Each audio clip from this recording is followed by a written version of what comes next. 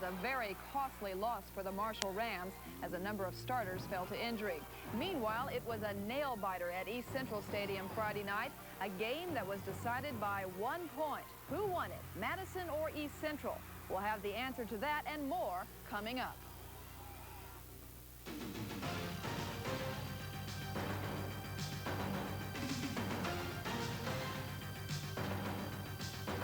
Welcome to week 6 of the high school football season. Most of the surprises this week were in Class 3A. We'll have highlights of a great game between Cole and Somerset. The Cougars upsetting the Bulldogs at Cole Stadium. But first, let's turn to Class 5A.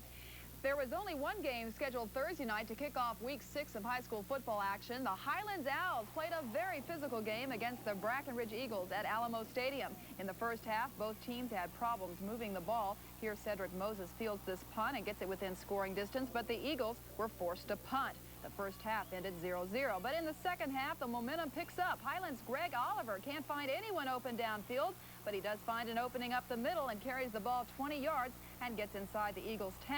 Now from the 7, Oliver fakes the handoff, rolls outside, and goes in for the Owls' first touchdown. Finally, someone scores. The 2-point conversion was good. Oliver to Lorenzo Teeler. It's 8-0 Owls. Highlands gets in scoring position again on this blocked punt attempt. The Owls recover on the 27. They're quick to take advantage of the turnover. Oliver firing this one complete, 20 yards to Teeler. He brings it down at the 10. First play in the fourth quarter. Oliver calls his own number again and takes it 5 yards for the Owls' touchdown. The 2-point conversion was good. It's 16-0 Highlands. But the Eagles didn't give up. Here's Oliver's pass. It's picked off by Juan Garza at midfield. He returns the ball 13 yards before he's brought down at the 30-yard line. Brackenridge's Danny Gonzalez pitches to Cedric Moses. He's able to weave his way through the Owls' defense, and the Eagles score. Brack tries the 2-point conversion. Gonzalez to Charles Davis, and it's complete. And it's 16-8 Highlands. The Owls, though, go on to win it 29-8. The Jetson Rockets, ranked number 3 in our Express News Ken's poll, were slow getting their engines running, but still managed to blank Lee 28-0. The Rockets only led by a touchdown at halftime. They're undefeated in district play. In District 28-5A, 3 cheers for the Lanier Vokes, who ended a 29-game losing streak. The Vokes edged Burbank 8-7 Friday night. With less than 2 minutes to play, Burbank was threatening to score on 2nd and goal from the 1, but the Vokes forced a Bulldog turnover. There were some changes in this week's Ken's Express News Top 10 poll. The Holmes Huskies are still number 1 in the city. Clark is 2nd, but Judson moves up to number 3 after beating Churchill last week, and Sam Houston inches up to the 4th spot. Churchill drops to 5. Jefferson is 6th. Madison number 7. Roosevelt in the 8th spot. MacArthur 9th. And there's a tie for 10th between the Seguin Matadors and South San. Here's the sub-5A poll and the way it shapes up. New Braunfels is 1st. Devine is in there at number 2. Central Catholic is 3rd. Somerset 4th. Pleasanton 5th. Lavernia 6th. New Braunfels Canyon, Medina Valley, Floresville, and Cole round out the sub-5A top 10. Cole will probably move up after the Cougars win over Somerset. The second-ranked Clark Cougars didn't lose any ground Friday night in District 35A as the Cougars blew out Marshall 31-9. If you were late for the game, you probably missed the first touchdown. Marshall's Terrence Porter takes the opening kickoff, 90 yards for a Rams TD. Porter gets a nice block there, sails past Clark's Edward Miller, and he is home free all the way for the touchdown.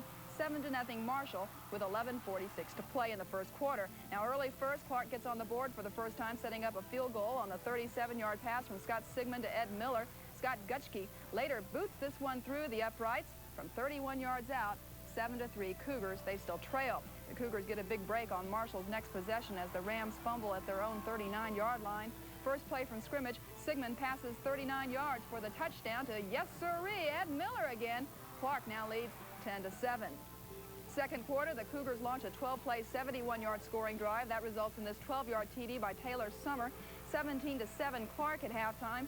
Marshall can never get anything going in the second half. Fourth quarter, Clark's Ed Miller in at quarterback now, scrambling 13 yards for another Cougars touchdown, 24-7.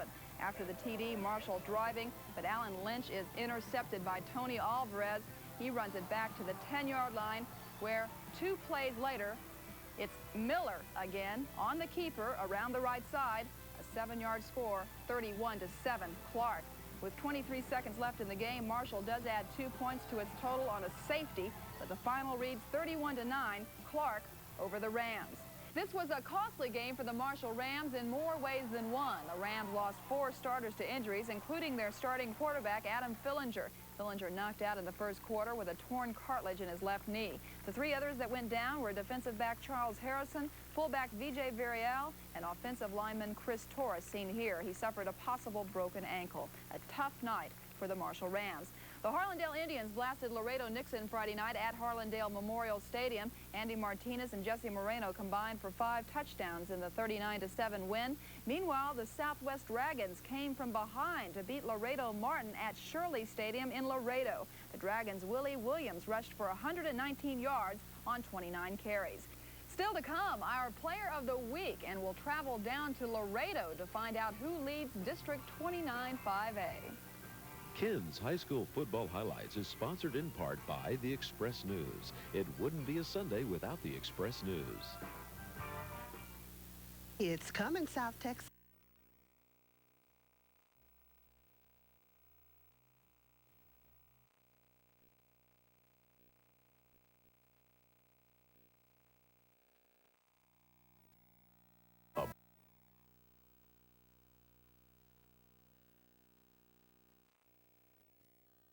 Then they have stormed past their opposition. Last week they stunned Fox Tech as a young man who wasn't supposed to start ran wild. Gary DeLawn has the report on our Player of the Week.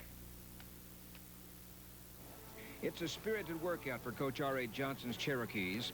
No, it isn't his regular game jersey, but number 60 is junior James Crumedy. He is playing linebacker on defense and is a running back on offense. And was he offensive against the Buffaloes? Crumedy rushed for 260 yards on 17 carries, had touchdowns of 59, 40, and 29 yards. He started when Mike Wynn couldn't play because of an injury. He was just one of the Cherokee Zephyrs who can turn the corner and head for the highway. Ron G. Hill is an all-district teammate. You had a heck of a game. Did you realize you were having such a great game at the time? No, sir. I mean, I just took all the opportunities as they came. I mean, the open holes and the yards, I just ran as hard as I could. And at the end of it, I was on top. Crumedy transferred from Highlands, where 2 of his brothers had played. Coach Johnson just keeps cranking out the running backs, but he stresses other things as well as football. What we do basically here at Sam Houston, we really forget about football. And one of our primary concerns is to try to build better individuals. The Crumedy clan strikes again this week with James Crumedy, following in the illustrious footsteps of his brothers Jeff and Maurice. And now the young Cherokee has found some wigwam wampum playing for R.A. Johnson at Sam Houston High School. Our Ken's High School Player of the Week. I'm Gary DeLawn, Ken's High School Highlights. The game of the week, the most exciting contest, belonged to District 27 5A, Madison and East Central. It went down to the wire with the Madison Mavericks squeaking by the Hornets 22-21. Madison will set up its first score of the evening as Marcus Moss takes the handoff at the 28 and rambles all the way to the 14-yard line. 5 plays later, Moss will cross the plane of the goal line as Madison jumps out to an early 6-0 lead over East Central, and the